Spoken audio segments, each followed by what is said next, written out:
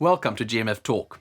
Today we're exploring feminist perspectives in the media with Kristina Lunz, co-founder of the Center of Feminist Foreign Policy. Hello, Kristina. Thank you. Hi. Thank you for having me. Let's start by getting to know you. What is the focus of your work? What do you and your colleagues do exactly to further feminist policy?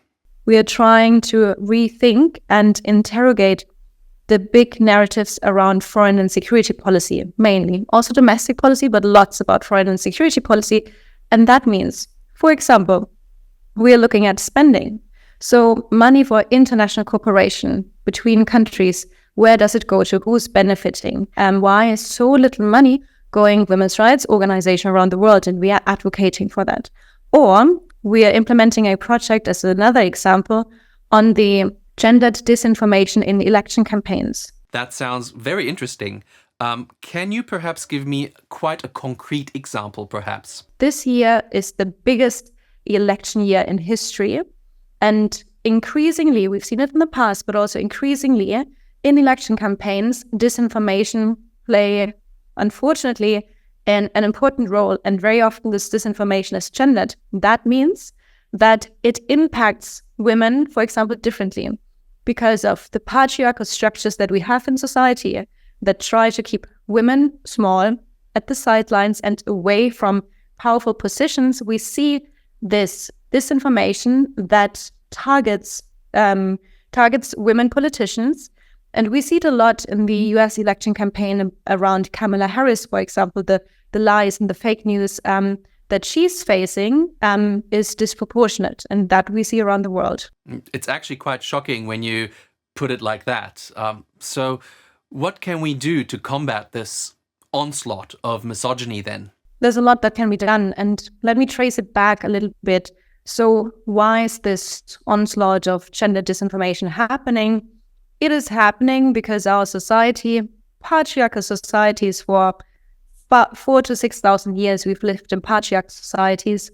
In those societies we live in, there's this big intention to silence women, to keep women away from the public, to keep women away from the public sphere and powerful positions. And to do so, what we're seeing, for example, is online violence. There's lots of online violence targeted at women in the public, at feminists.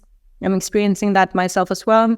There is disinformation, there's real violence. Almost every woman in our society is affected by one form of male violence.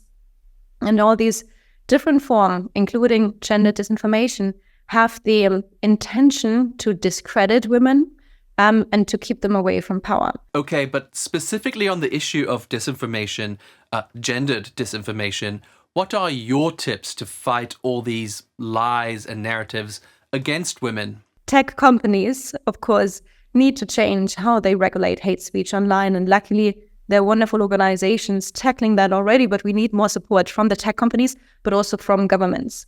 And when we see online violence, but also real-time violence, we need to show, we need to step in and speak up and not accept a society where where violence against women, male violence, is a daily problem.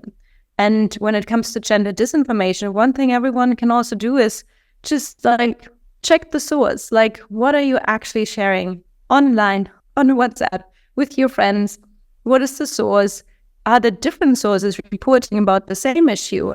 Always check your sources. That's a lesson for all of us that will never change. Kristina Lunz, thank you so much for joining me today. We truly wish you all the best. Until next time.